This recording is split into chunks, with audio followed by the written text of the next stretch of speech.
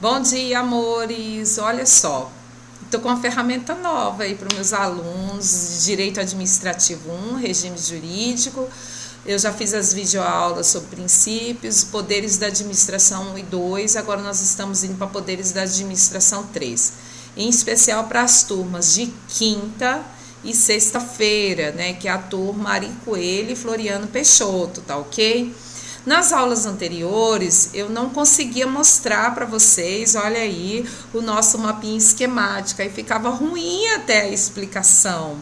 Agora, né, nós temos aqui a possibilidade de eu explicar com o mapa esquemático. Então, você imprime ou abra no seu computador e você pode acompanhar e fazendo as anotações. Olha só que gracinha, gente, foi eu quem fiz, assim, super orgulho do mapinha esquemático. Que, ressaltando, é só uma orientação de estudo, tá? Ele não é completo, ele é bem sucinto, é só para facilitar o aprendizado, né? Para se tornar mais lúdico, mas nada como uma boa doutrina, né? A biblioteca nossa tem boas doutrinas. Maria Silvia Zanella de Pietro, excelente, excelente. Nós temos lá José dos Santos Carvalho Filho, que eu adoro. Eli Lopes Meireles, pai do direito administrativo brasileiro. Nós temos Paulo Bonavides, outras obras também que ela não está tão disponível na biblioteca, mas caso você tenha em casa ou venha adquirir, Marcela Alexandrine e Vicente Paulo, Direito Administrativo Descomplicado, e Fernanda Marinella, também são muito bons, como muitos outros. Qualquer doutrina que não seja resumo, porque resumo a gente já tem esse quadro esquemático aí para a gente poder estudar. Então, no Poderes da Administração Pública 1 e 2, nós vimos esse quadro aqui, né? Nós falamos o quê? Que são esses poderes administrativos, meus amores? Olha aí, ó, conceito 1, que são essas prerrogativas que são conferidas à administração pública, a sua atuação na esfera do interesse coletivo. Ou seja, para fazer valer o princípio regente, supremacia do interesse público, né? Relação jurídica vertical, desigualdade jurídica. Não há que se falar em pé de igualdade quando eu tenho o conflito entre o interesse do particular, o interesse individual, com o interesse da coletividade aí representado pela figura do Estado, tá? Nós falamos da característica, falamos aqui, ó, da indisponibilidade do interesse público, ou seja, supremacia do interesse público, juntamente com a indisponibilidade do interesse público, gera o que a gente chama o poder-dever da administração pública, ou seja, a administração pública tem que agir em nome do interesse da coletividade e não é uma faculdade, é um dever do qual ela não pode abrir mão em hipótese alguma sob pena de incorrer e ferir os princípios da legalidade, da moralidade, da impessoalidade, da publicidade, da eficiência, né? Que nós também já vimos na nossa aula passada. E abordamos também em Poderes da Administração Pública, parte 2, ó, o abuso de poder aqui, tá? Nós vamos ver bem no finalzinho, porque ele cabe para qualquer exercício dos poderes mencionados. E aí eu tratei nos Poderes da Administração Pública, parte 2, todos esses poderes aqui, ó, poder vinculado, discricionário, hierárquico, disciplinar e normativo. Mas ainda resta um, que é o poder de polícia, que eu deixei para ser tratado agora com vocês. Mas assim, só recapitulando, nós vimos na aula passada esses 5 poderes aqui da administração pública, ok? Mas aqui eu quero chamar a atenção para o poder disciplinar, porque ele tem uma diferença, embora eu já tenha mencionado, com o poder de polícia, amores, tá? O poder tanto o poder disciplinar quanto o poder de polícia, eles têm esse aspecto de fiscalizador e de sancionador também, né? Ou seja, é um poder que confere à administração pública a prerrogativa de sancionar, né, o administrado ou agente público sem necessidade de recorrer ao poder judiciário. A diferença é que o poder disciplinar, ele decorre também do poder hierárquico, ou seja, o poder hierárquico falhou, né, que é essa de fiscalizar a atuação dos subordinados, veio a força do poder disciplinar, que é o poder punitivo. né, aplicando sanções por infrações disciplinares. A diferença é que no poder disciplinar existe um vínculo jurídico específico entre a administração pública e aquele que está sofrendo a sanção, tá? Então, podem ser pessoas jurídicas de direito privado, ou seja, possuem um vínculo, um contrato administrativo com a administração pública e pode sofrer um processo administrativo e sofrer uma sanção disciplinar, como também o servidor público, que pode ser aí submetido, cometer uma infração administrativa, ser submetido a um processo administrativo disciplinar ou uma sindicância e vir a ser punido, né? Tudo isso é uma prerrogativa do Estado, da administração pública, frente ao poder disciplinar, ok?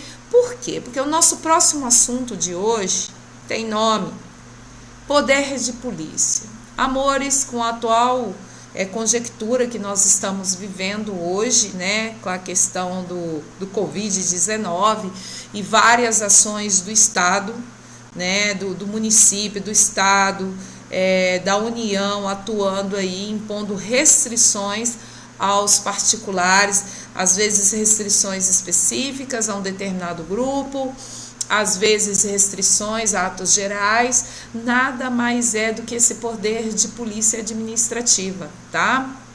Esse poder fiscalizador do Estado. Então, o que é esse poder de polícia? O que é essa prerrogativa que o Estado tem de vir e interferir na nossa vida, interferir nos meus direitos individuais, no exercício da minha profissão, no meu patrimônio, na minha liberdade de locomoção, nas minhas liberdades, e restringir os meus direitos em nome do interesse da coletividade. Que prerrogativa é essa? Essa prerrogativa, amores, recebe o nome poder de polícia. Então, acompanhando aí o nosso mapa, que agora, olha que lindo, a gente consegue visualizar e a aula fica bem melhor.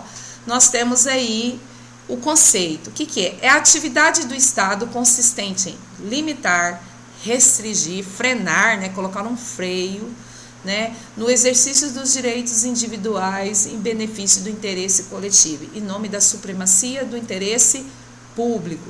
Então, ela pode recair sobre bens, sobre direitos, sobre atividades, ou seja, existe o poder de polícia quando você está construindo o seu imóvel e aí aparece do nada um fiscal de obras e posturas do município fiscalizando a tua obra se ela está dentro dos padrões, né?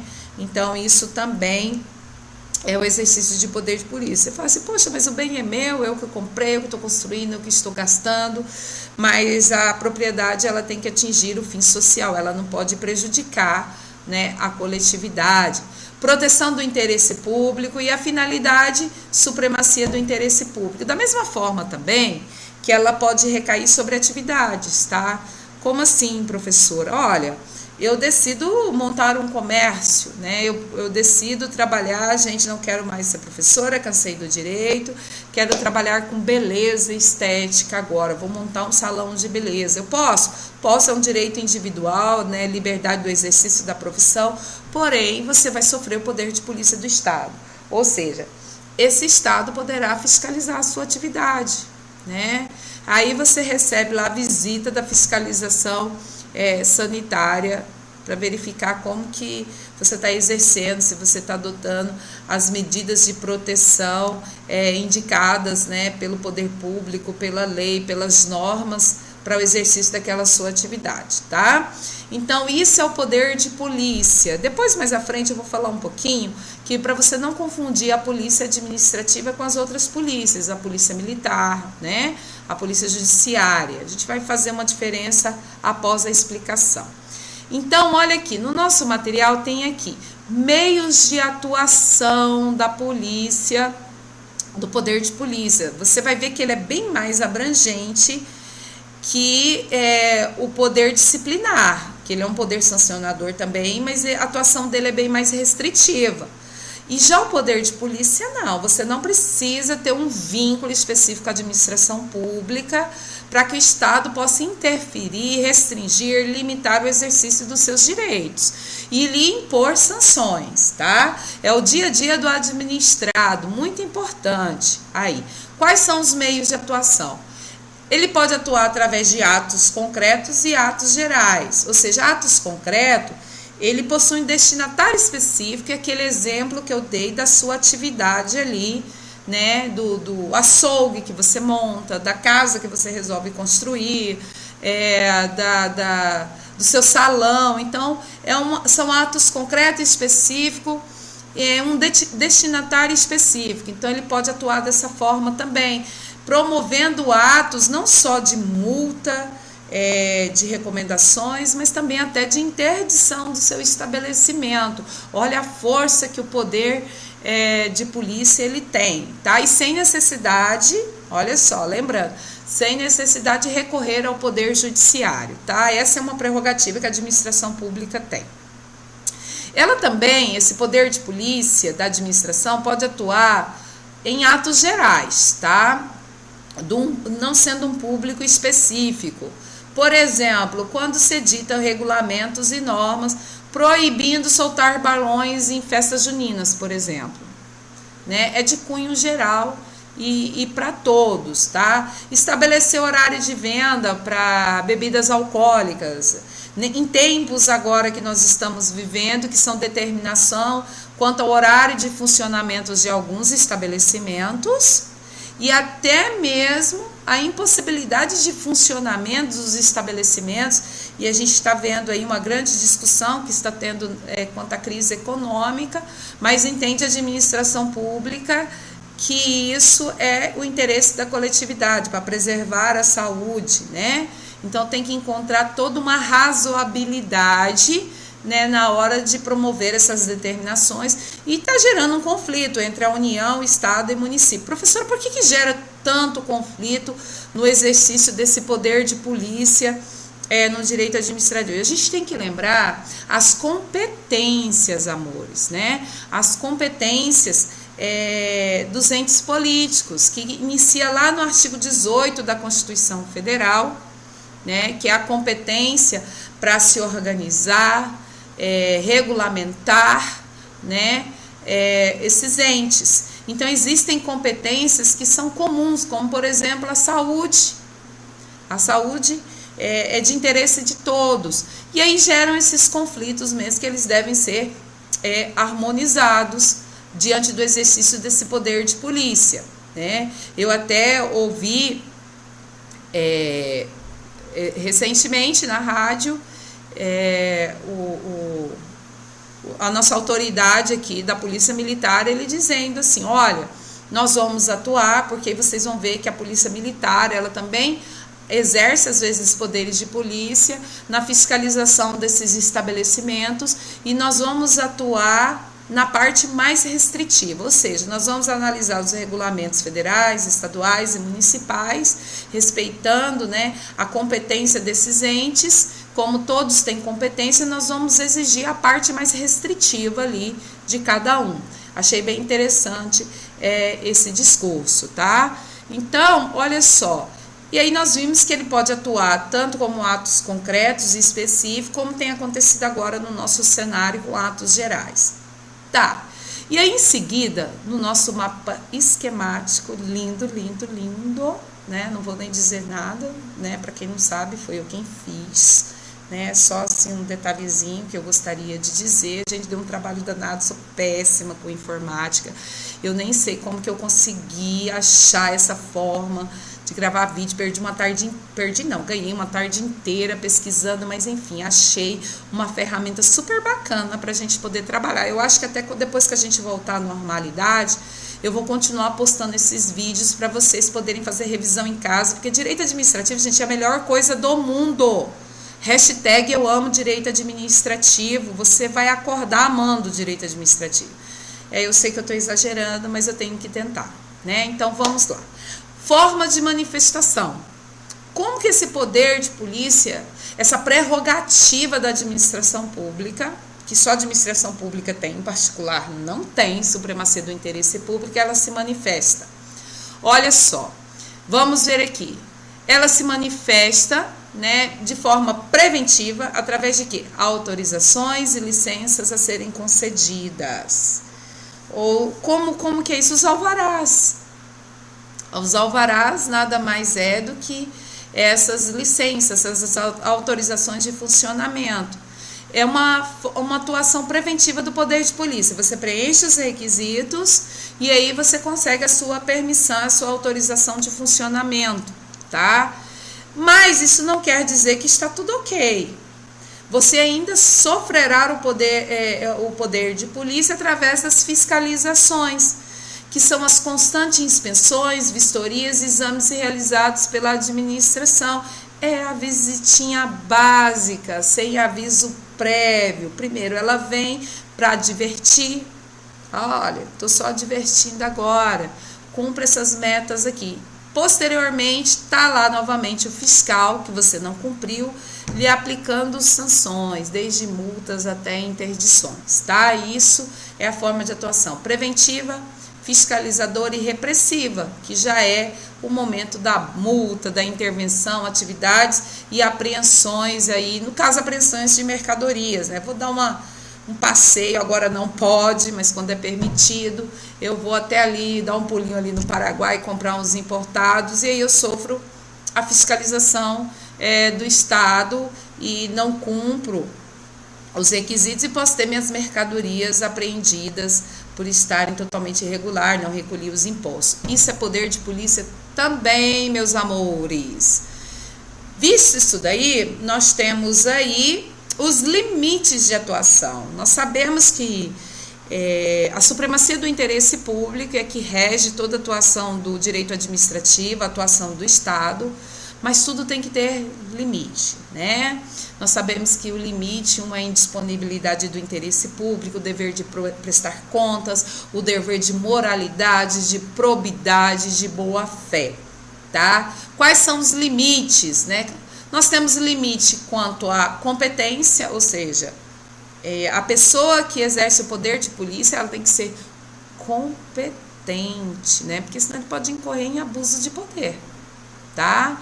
Em abuso de poder, nós vamos ver o que caracteriza o abuso de poder, a forma também correta, ou seja, se há exigência de manifestação por ato formal, deve ser seguido essa formalidade, esse procedimento e atender a finalidade, porque senão você pode incorrer em abuso de poder por desvio de finalidade, que não seja, ou seja, qual é a finalidade? A finalidade, né, é prescrita, objetiva ali na lei, e a finalidade é atender o interesse público. Então, existem algumas regras que precisam ser observadas, né? Primeiro, necessidade. O que é essa necessidade? Utilizar, olha lá, vamos ler, tá lá no material, tá? Aí no canto direito aí do seu computador, da sua folha, do seu quadro esquemático, mega tops aqui da professora. Necessidade, utilizar a medida de polícia para evitar ameaças reais ou prováveis que violem o interesse da coletividade. Então, utilizar somente como necessário. Não dá para ficar fazendo fiscalização aí a toda sorte, todo dia, toda hora, né? Vocês vão ver, assim, eu vou comentar para vocês, trabalham com amostragem. E a amostragem, ela tem a ver muito com os atributos da discricionariedade, que deixa muita gente revoltada, mas a gente vai falar isso depois. Proporcionalidade. Então, há uma necessidade de ponderar. A proporcionalidade tem a ver muito com o princípio da razoabilidade, do bom senso. Ponderar entre a proteção ao interesse público e a limitação do direito de liberdade e propriedade individual, né? Valer do poder de polícia, não com abuso, né? Porque é preciso encontrar uma balança, uma proporção em que vá se proteger o interesse da coletividade, mas também vá estabelecer uma balança aí com a liberdade e proteção individual. Isso está muito em discussão hoje, gente, com todas essas limitações, essas restrições impostas, né? É o motivo da gente estar aqui. O que se discute hoje na televisão e esse debate entre os entes, né? Entre os entes federados, seus representantes, é essa proporção entre a proteção do interesse público e o direito de liberdades e direitos individuais aí, tá? E eficácia, ou seja, eu vou me valer do poder de polícia, eu tenho várias medidas ali, eu tenho a discricionariedade de utilizar várias medidas, né? E nós vimos aí desde restringir a saída de casa, de acesso ao mercado, à farmácia, circulação de pessoas, mas eu tenho que buscar a medida mais adequada, quantitativa e qualitativa. Gente, deixa eu ler essa palavra que tá difícil. Qualitativamente, né? A mais adequada, para evitar abusos e também imposições de restrições desnecessárias. Olha como, gente, direito administrativo tem tudo a ver com o que se está discutindo hoje no país, né? A gente acha que direito administrativo é chato, é distante, é ruim, mas se você observar, é o que está hoje, é o que se está discutindo hoje aqui na administração pública, ok? Então, vamos lá. E aí sobra para a gente discutir a questão da competência. Quem é que tem competência para exercer o poder de polícia? Isso eu já disse para vocês. O poder de polícia, ele está espalhado, impregnado, ele pertence, é prerrogativa de todos os entes da federação. Gente, quando eu falo entes, eu estou dizendo dos entes, tanto políticos, União, Estado, Distrito Federal e município, quanto também os entes administrativos. Agências reguladoras, quando elas impõem normas e elas fiscalizam, elas também estão exercendo esse poder, tá?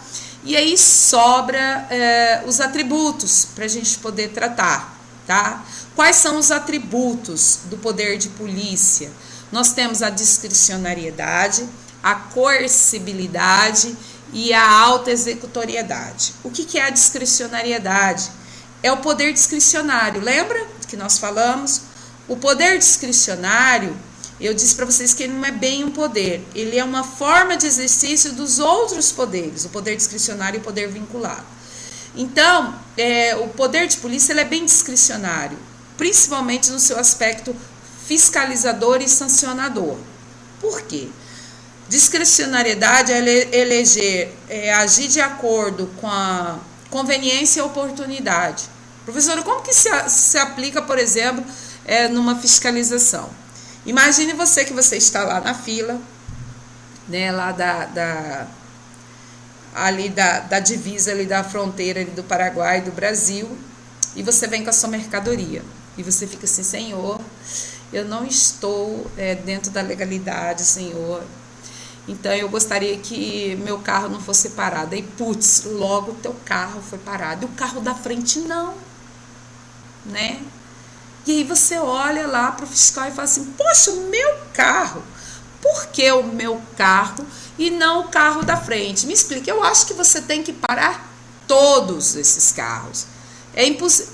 Porque aí o fiscal fala assim: olha, nós trabalhamos com amostragem, nós fazemos o estudo e elegemos a coleta, a forma de fiscalização mais oportuna e conveniente. Gente, isso é discricionariedade.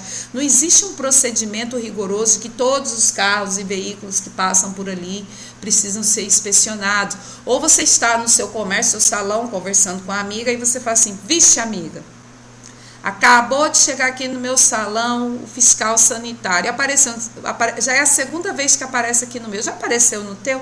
Não, esse ano ainda não, mas no ano passado foi 3 vezes, esse ano ainda não. Mas vou perguntar para esse fiscal por que ele veio aqui no meu comércio 2 vezes e ainda não apareceu lá no estabelecimento da minha amiga. Então, isso é o poder discricionário. E o que ele tem a ver com o poder sancionador? Ou seja, aquele que tem a competência para exercer o poder de polícia e aplicar a sanção, né, ele tem lá desde a advertência até a apreensão da mercadoria, fechamento do estabelecimento, tem imposição de multa, tem várias sanções que podem ser aplicadas, né? Então, ele vai eleger dentro do seu poder discricionário aquele entender mais eficaz, mais necessária e adequada. Lembra do que nós tratamos? Então, que são esses limites, né, do exercício dessa discricionariedade. Ele vai se valer da razoabilidade, da proporcionalidade para exercer. E aí nós temos a coercibilidade, eu até coloquei aí para vocês, ó, compulsório. Ou seja, você não escolhe se você quer ou não, né, sofrer o poder de polícia. Ele é compulsório, ele é independente da sua vontade, ele é impositivo, ele vai acontecer, tá? E ele também, autoexecutoriedade. Gente, a autoexecutoriedade não depende do poder judiciário para poder impor sanções, não precisa recorrer. Porque a autoexecutoriedade, ela junta dois elementos, exigibilidade e executoriedade juntos. São os dois elementos juntos, que conjugados formam a autoexecutoriedade, né? Ou seja, executar por si, sem necessidade do poder judiciário. O quê? Primeiro, a administração pública, ela pode exigir, ou seja, tomar decisões que dispensa se dirigir ao juiz para impor obrigações ao administrado. Não tem. Eu posso impor obrigações unilaterais aos administrados, aos munícipes, né, no nosso caso, independente da vontade deles, né, que tem muito a ver com a coercibilidade, que é essa exigência, tá? E executoriedade, que é uma faculdade de realizar diretamente a execução forçada sem precisar do judiciário, tá? Mas ela só pode fazer isso quando a lei expressamente autoriza, como, por exemplo, fechamento do estabelecimento, tem que ter uma previsão legal para se fazer isso, tá? E é possível também adotar medidas urgentes, tá? Que não necessita, que não dá para esperar a manifestação do poder judiciário, mesmo que não haja previsão legal, mas em nome do interesse público eu adoto essas medidas urgentes. Nós estamos, no Brasil agora, várias medidas urgentes estão acontecendo sem necessidade de recorrer ao judiciário. Até muitos alunos questionam, mas professora, não tem previsão legal o que está acontecendo? Nada na lei dispõe a respeito dessas restrições. Isso vem bem desse atributo de autoexecutoriedade do poder de polícia, né?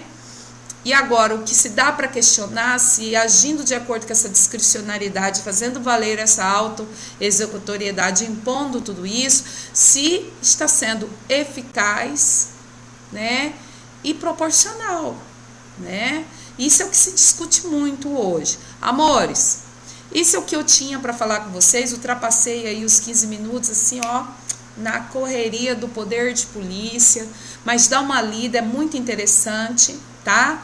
E aí eu vou fazer mais um vídeo para falar um pouquinho sobre o abuso de poder e dar uma passada legal. Se tiver dúvida, meus amores, manda aí no WhatsApp, na rede social, ou até mesmo lá na nossa videoaula, né? Eu montei, está disponível lá no portal, tá ok?